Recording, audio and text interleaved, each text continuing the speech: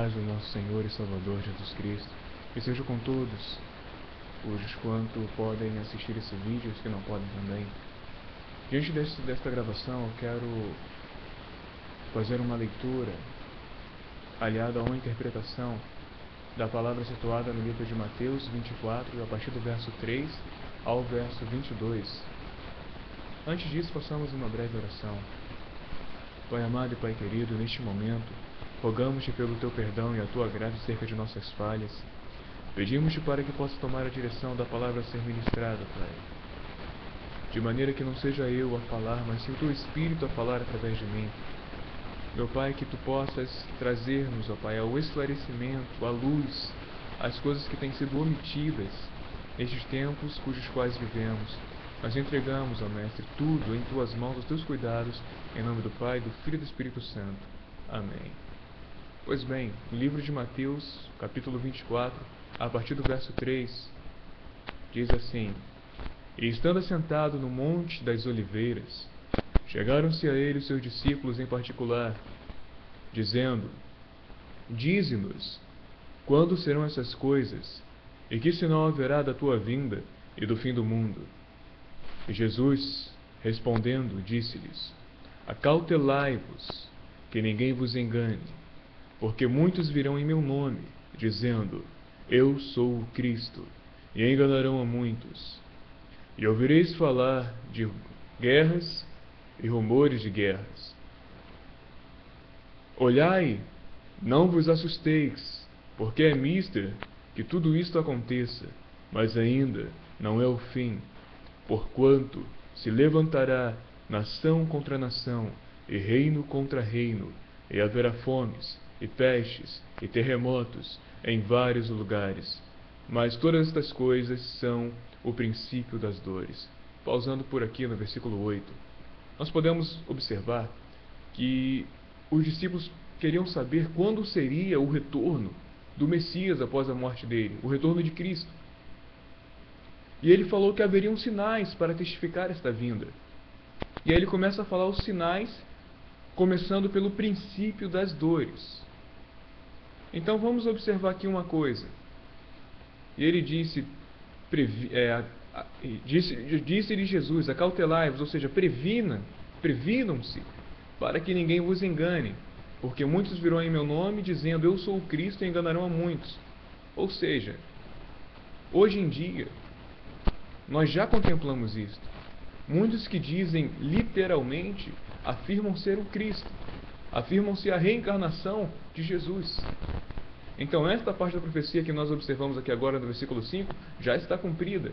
Aí no versículo 6, ouvireis de guerras e rumores de guerras. Nós já observamos isso também.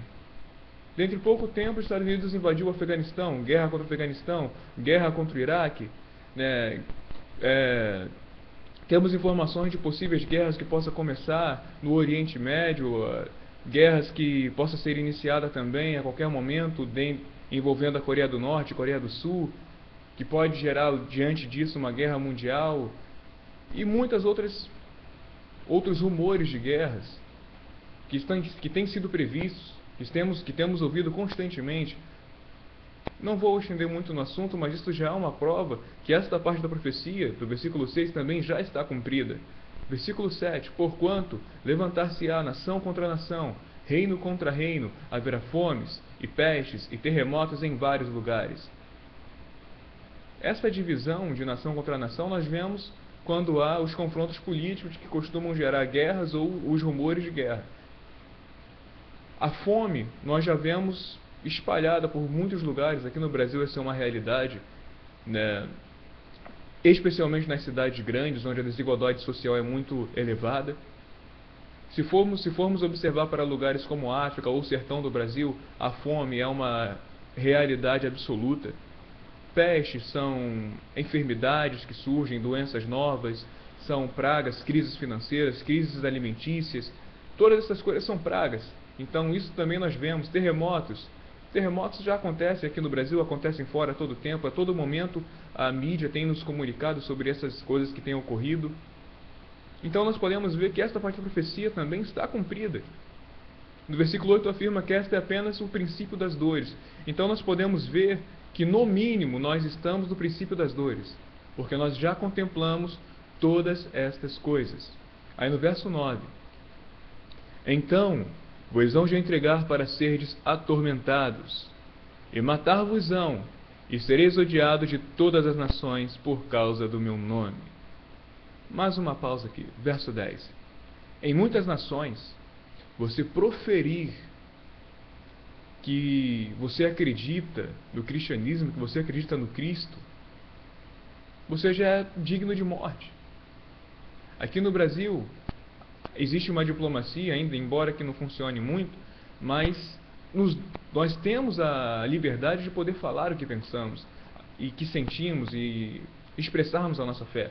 Agora, em outras nações, isso não é possível. Então, nisso nós podemos ver que esta parte da profecia também está cumprida. Verso 11. Verso 10.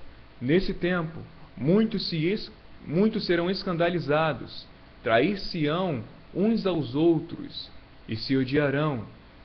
E surgirão muitos falsos profetas e enganarão a muitos. Mais uma pausa aqui, no verso 11.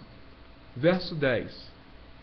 Muitos serão escandalizados, ou seja, muitos vão se chocar, vão se surpreender. Haverá muitas traições. Nós podemos ver isso também. Nós vemos com frequência um filho que mata o pai para pegar o dinheiro do seguro de vida, ou para tomar parte da herança, mas de um modo mais breve, por ser herdeiro principal ou por ser o único herdeiro. Vemos mulheres que matam o marido para ficar com o dinheiro dele, para ficar com os bens. Então, as traições, fora os casos de adultério. Então, as traições já são outra realidade dos tempos atuais. E com isso gera o ódio. Aí chega no versículo 11 dizendo: muitos falsos profetas surgirão. Isso é uma realidade. Seja no cristianismo, né, por meio do evangelho, ou por meio do catolicismo, ou qualquer outra religião, está cheio de falsos profetas. Pessoas que usam a Bíblia Sagrada para tirar proveito das pessoas, não para pregar a palavra da verdade, mas sim para ganhar dinheiro. Então isto é mais uma profecia que já está cumprida, que já é realidade nos tempos atuais. E por se multiplicar, versículo 12, e por se multiplicar a iniquidade, o amor de muitos se esfriará. Pausando no verso 12. A multiplicação da iniquidade é maldade. Pelo aumento da maldade, o amor de muitos se esfriará. As pessoas estão perdendo o amor. Hoje, os índices de assaltos, de assassinatos, homicídios, são muito mais elevados do que há uns anos atrás. Normalmente nós tínhamos muitas mortes nos tempos passados quando estávamos em guerra ou alguma situação semelhante a isto, onde havia tortura e etc. Hoje, as mortes acontecem teoricamente de graça. Sem motivo algum estão matando. Aí no verso 13 diz: mas aquele que perseverar até o fim será salvo. 14. E este evangelho do reino será pregado em todo o mundo, em testemunho às nações, e então verá o fim. Mais uma pausa. Verso 13, que diz: aquele que perseverar até o fim será salvo. O que isso está dizendo? Não importa o que está acontecendo à tua volta, você não pode perder o alvo. Aquele que é santo, santifique-se mais. O que é sujo, suje-se mais ainda. Nós não podemos parar em lutar pela prática, em colocar em prática. Nós não podemos parar de lutar para pôr em prática a justiça. Nós não podemos parar de lutar pelo que é justo, pelo que é reto. Temos que nos manter nesta posição. Não é porque muitas pessoas agem com falsidade, com leviandade para conosco, que devemos agir da mesma forma. Então, aquele que perseverar até o fim na prática da justiça, na fé, na esperança e no amor, este será salvo. Aí no 14 fala que esse evangelho será pregado por todo mundo, o evangelho verdadeiro. E aí então virá o fim. Aí no 15: quando, pois, vires que a abominação da desolação, que falou o profeta Daniel, está no lugar santo, quem lhe entenda, atenda. Então os que estiverem na Judéia, fujam para os montes. E quem estiver sobre o telhado, não desça para tirar coisa de sua casa, alguma coisa de sua casa. Verso 18, quem estiver no campo, não volte para buscar suas vestes. 19, mas ai das grávidas que amamentarem naqueles dias. Orai para que vossa fuga não aconteça no inverno, nem no sábado, porque haverá grande aflição como nunca houve, desde o princípio do mundo até agora, nem tampouco há de haver. Mais uma pausa. Aqui ele já está falando da grande tribulação. E aí ele diz, quando vides a abominação da desolação. O que seria essa abominação da desolação?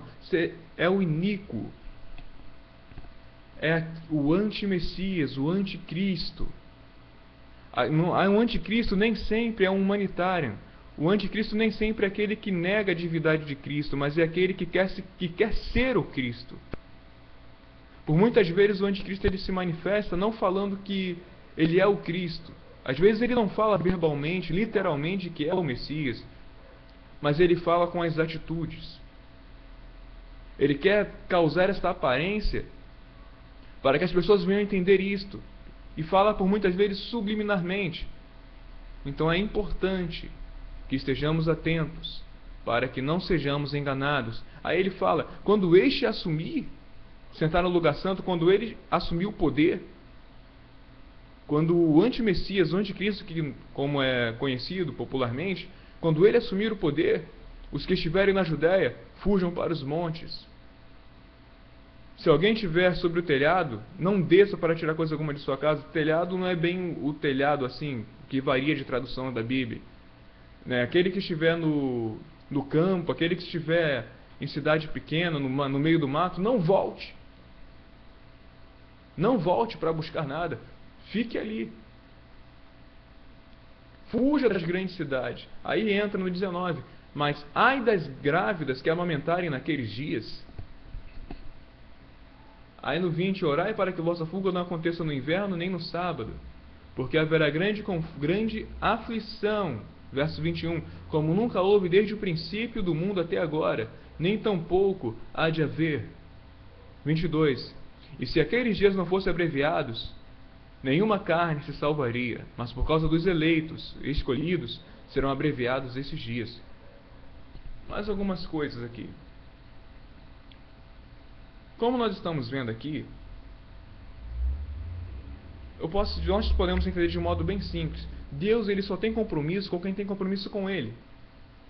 Considerando isto, se Ele está falando para que essas pessoas que têm compromisso com Ele, se Ele está tendo essa preocupação de falar, fuja para os montes, vá para as cidades pequenas, ou como está em Apocalipse, fuja para o deserto, para lugares desabitados. Se ele está tendo essa preocupação de falar isto, então é porque ele possivelmente, não possivelmente, é porque a igreja verdadeira, os eleitos, estarão na terra durante a grande tribulação. Os santos, as pessoas que agem diante da prática da justiça, estarão na terra durante a grande tribulação. Vão estar na terra. E por isto os dias serão abreviados, mas antes disso nós temos que desmascarar uma coisa. Muitos dizem que no final dos tempos, que o arrebatamento aconteceria primeiro. Esta palavra aqui está desmentindo isto. O arrebatamento vai acontecer depois da grande tribulação. Leia esta palavra com mais tranquilidade na tua casa, com auxílio de um dicionário. Se possível, pegue mais de uma Bíblia, porque as traduções variam muito. Ore ao Espírito Santo e leia, para que você possa certificar-se se que o que eu estou falando aqui é uma heresia ou se é algo verídico. E que o amor e a graça do nosso Senhor e Salvador esteja convosco até o dia da consumação, em nome do Pai, do Filho e do Espírito Santo. Amém.